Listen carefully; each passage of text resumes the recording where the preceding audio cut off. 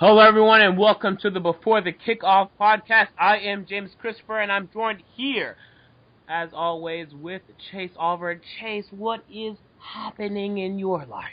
Nothing much. Feeling great. Great playoff games. Just amazing stuff right now, James. It's just amazing. The Super Bowl, the Harbaugh Bro, the Bro Bowl to it, whatever you want to call it. Just amazing stuff. Yeah, just another great week of football. And it just seems like a year ago we were at the wild card and we were saying, what was that? But now we're far away from that. We're past that now. And we're on to the Super Bowl. And this episode we're going to recap the NFC and AFC Championship games. Let's start with the NFC Championship games. We had the Atlanta Falcons facing the San Francisco 49ers, and the San Francisco 49ers won with a score of 28-24. Colin Kaepernick had yet another great day, while Matt Ryan and the Atlanta Falcons were once again up early. They lost their lead again, except last week they won. This week they were not as fortunate. Chase, what are your thoughts on this game? I wasn't surprised.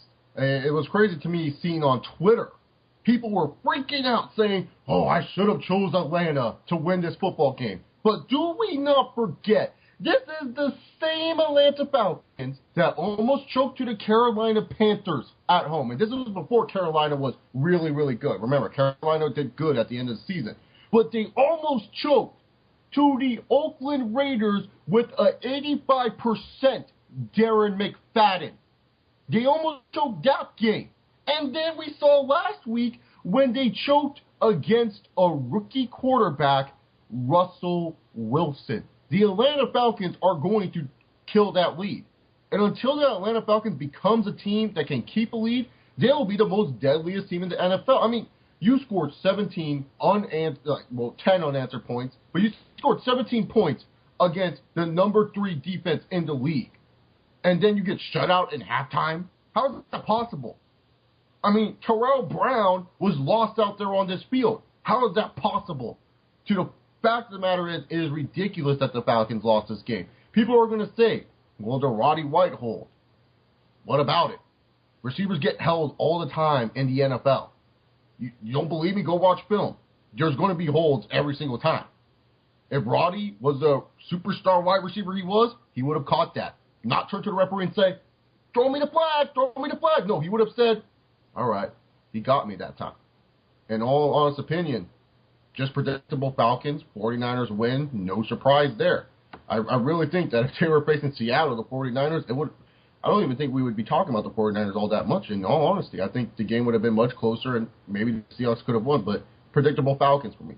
Not going to lie there. Well, you see, for me, it's absolutely ridiculous to me. And I'm going to go on a little bit of a tirade here. I really do not understand what the hell happened during that game.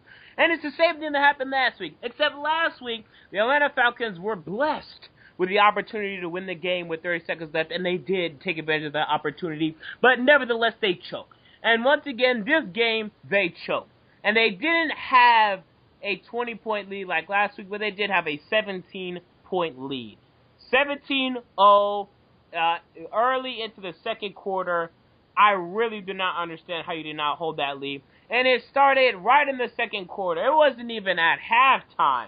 It was right in the second quarter that things started to just fall down. And then they tried to hold him off at the end of the second quarter.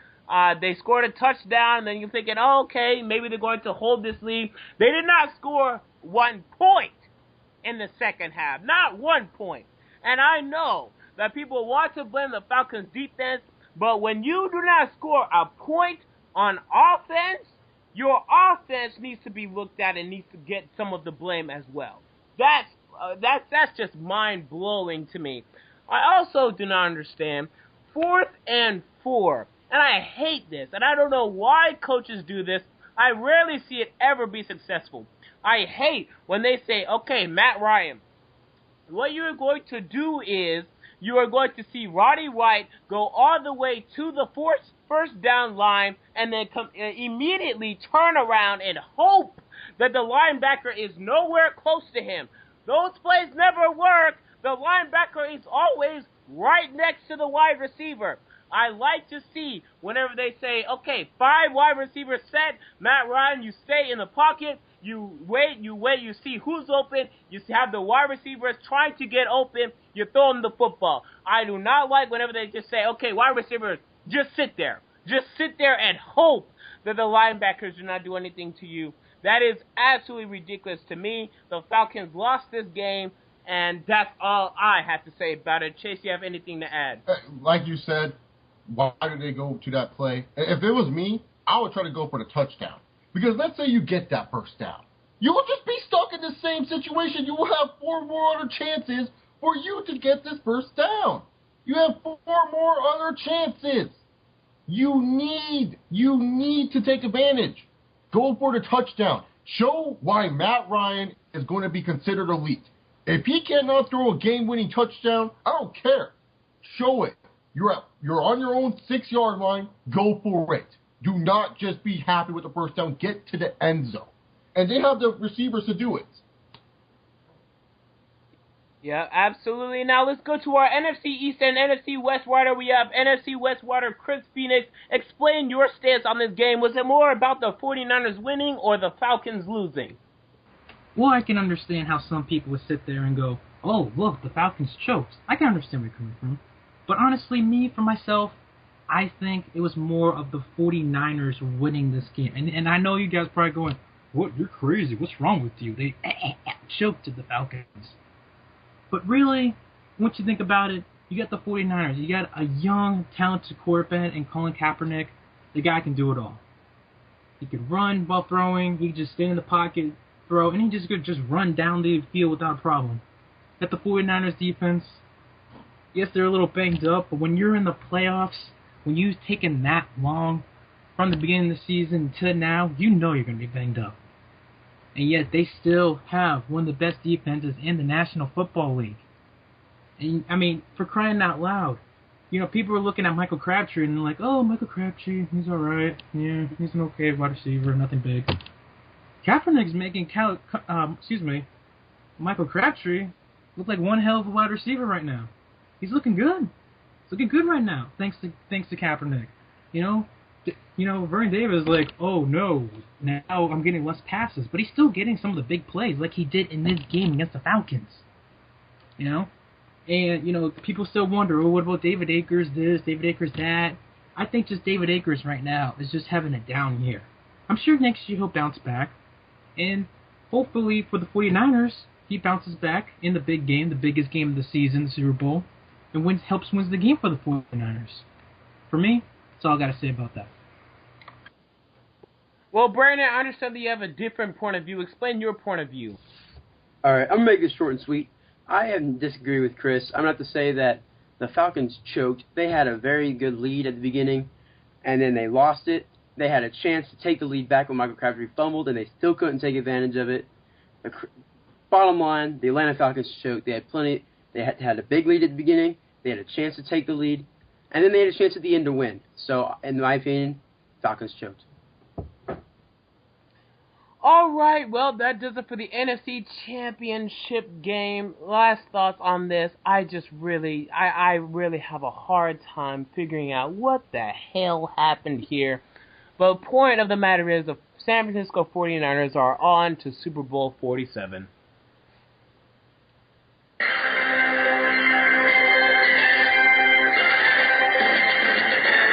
Chase, it's time for your College Minute of the Week. All right, College Football Minute. So we all know the Manti Te'o situation. I'm not going to go in and on this podcast, but he will speak to Katie Couric on Thursday. So go check that out if you want to know Te'o's side of the story.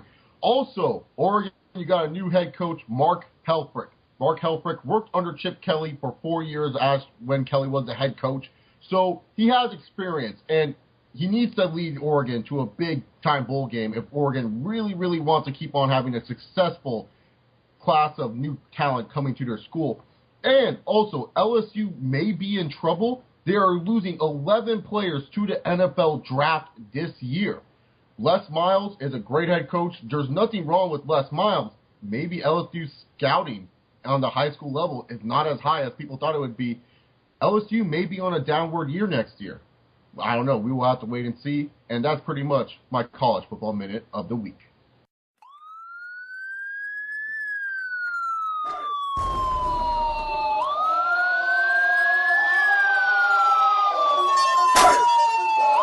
Here comes the, y'all don't really want it like that. Yeah. Here comes the,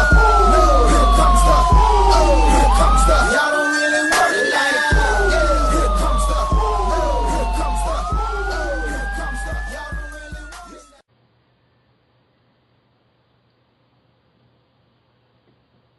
That is right. It's time for our pulled over segment. Some of you guys liked this last week, so we're going to bring it back for this week. Chase, as usual, I am the police officer. Who are you this week? Well, it's simple. I'm Tom Brady. Well, let me see Tom Brady. Let me see what I got. Okay, so here's what I got on you, okay? Yeah. You are being charged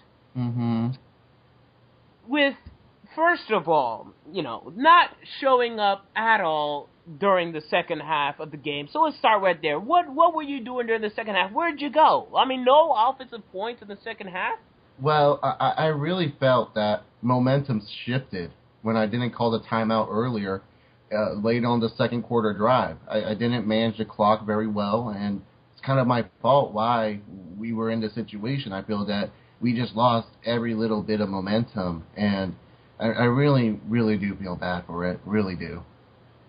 Well, let me say, you're also being charged for assault, okay? Let me get this straight. You were trying, and by the way, this is something you shouldn't do, okay? But you were trying to scramble around, get out of the pocket, and you happen to slide, and you happen to put your leg up, and you happen to kick or slide or whatever the hell you want to call it. You happen to kick Ed Reed. What the hell was that, Tom? Well, the Ravens always seem to be hurting the Patriots. I mean, they had Bernard Pollard, and you guys know what Bernard Pollard did to me, 4 years ago, tore my ACL. Matt Castle had to play in my position, which was terrible. It's just that, I wanted, revenge. I wanted to show the Ravens how it feels to, feel pain, and that's basically what I was trying to go there. I'm, trying to get revenge. Well, lastly, Tom Brady, I just got one more question for you. How's Giselle doing? I love Giselle.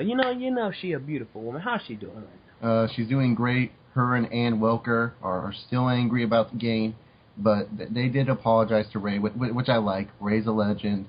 And pretty much all I got to say, really, is that she's great in the bed. Well, all right, Tom Brady, my final conclusion for all this, I'm sorry, but you're guilty. Why? I was not. Well, you know what, Tom? Being nice isn't always going to get you there. Keep Bradying all you want. Oh. All right, well, with the end of that, we move to the AFC Championship game between the Baltimore Ravens and the New England Patriots. And we just went in a little bit of Tom Brady, a little bit there. So, Chase. Yes. Just give us your thoughts on the game. What happened? I'll just say this. It wasn't a pretty game to watch. The first half was kind of blah.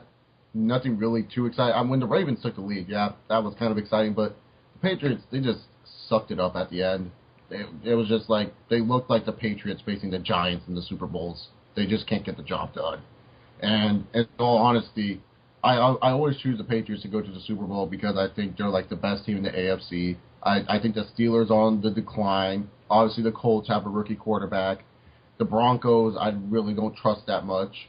In all honesty, it's just I always choose the Patriots. But now I'm just doubting myself even wanting to choose the Patriots in the near future after this performance. I really do think that the Brady-Belichick era is coming to an end. I feel they will still make AFC championships. They still will make Super Bowls. But I really don't think they will be winning any more Super Bowls.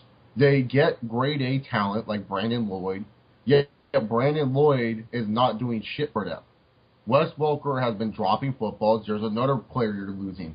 Gronkowski, even though this guy's a beast, The dude can't stay healthy. I mean, the dude got injured on a field goal block.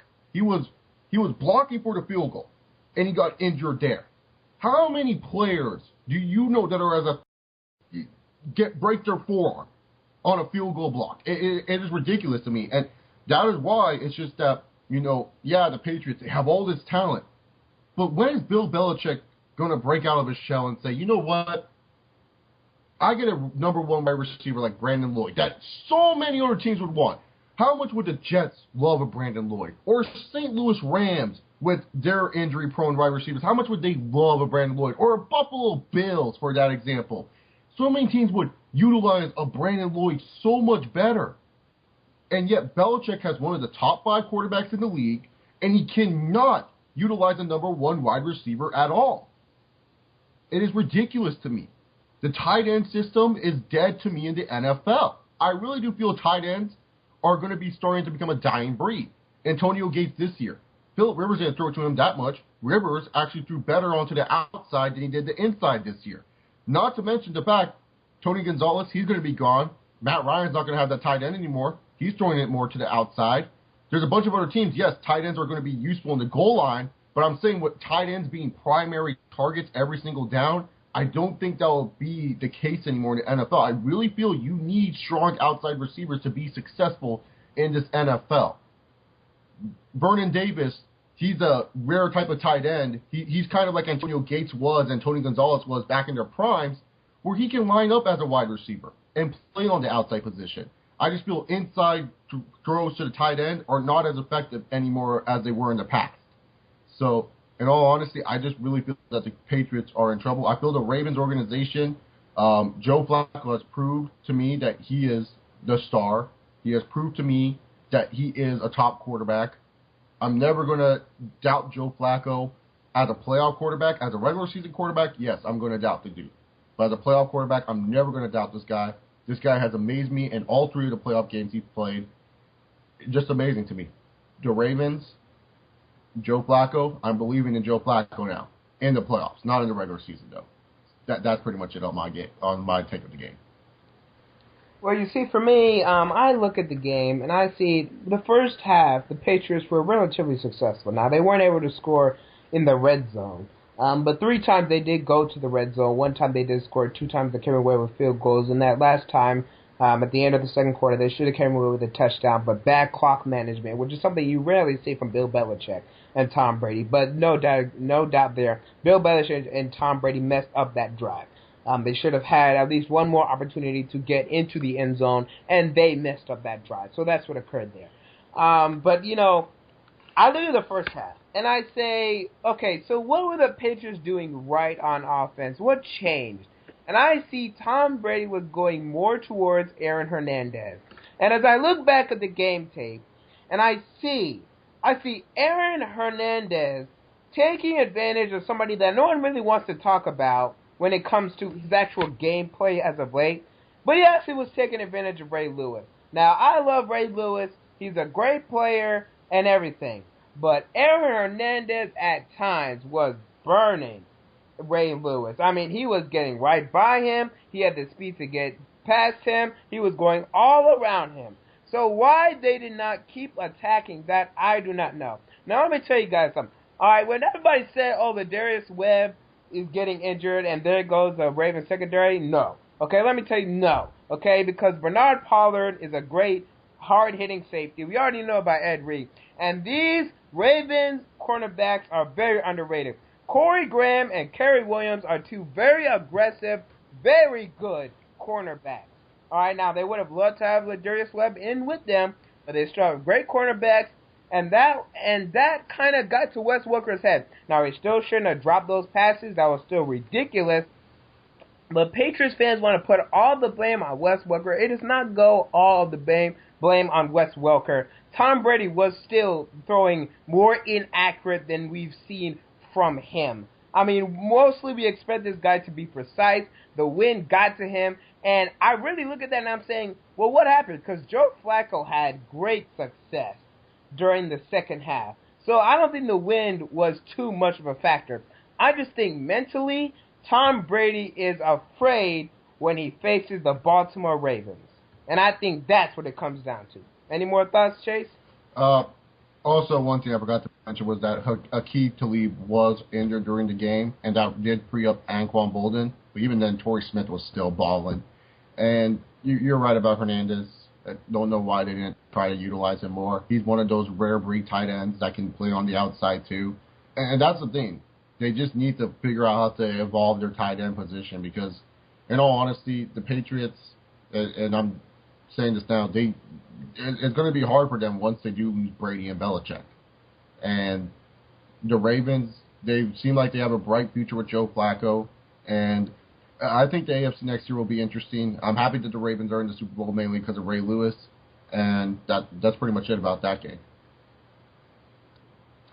Well, and that's pretty much it for our podcast. Make sure to check out the website, BeforeTheKickoff.com. Make sure to follow us on Twitter at BeforeKickoff. Make sure to check out the Facebook, Facebook.com/BeforeTheKickoff. Hopefully next time when we see you guys, we're going to be talking about the Super Bowl, who we think will win between the Baltimore Ravens and the San Francisco 49ers. So make sure to subscribe to this channel. That way you know when that is up. We make new podcasts every Wednesday. Chase, have any lasting words? We will also be covering the Pro Bowl, of course. We will recap the greatest. Oh yeah. Actually, hold on.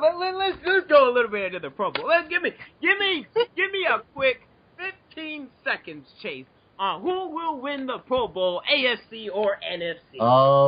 AFC because they have Peyton Manning and probably Tom Brady playing at quarterback. So I'm going with the AFC because they can't blitz at all in the Pro Bowl. A quick thing on the Pro Bowl this year. Okay, the Pro Bowl is turning into a real joke, and I almost cursed right there. A real joke, all right? I mean, it's absolutely ridiculous.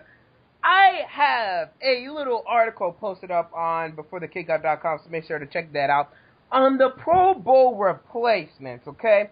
And not all of these are in the Super Bowl. Most of these guys, like Tom Brady, are just saying, nope, nah, I don't want to do that. Not for me, okay? Wow. But, point is, prediction-wise, and we're doing this for LOL, my team is in the AFC.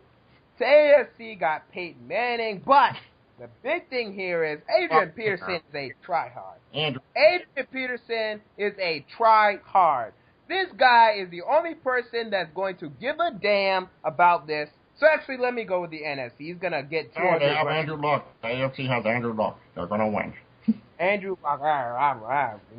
Chuck Pagano. Chuck Strong. So because Adrian Peterson is a try-hard, I'm going to go with the NFC, and that's it for the Pro Bowl. That is it. We'll recap it for 15 seconds next week. No, that's it. Anyway, BeforeTheKickoff.com. Make sure to check us out, all that crap. We'll see you guys next Wednesday. For all of us here, we're out. Peace.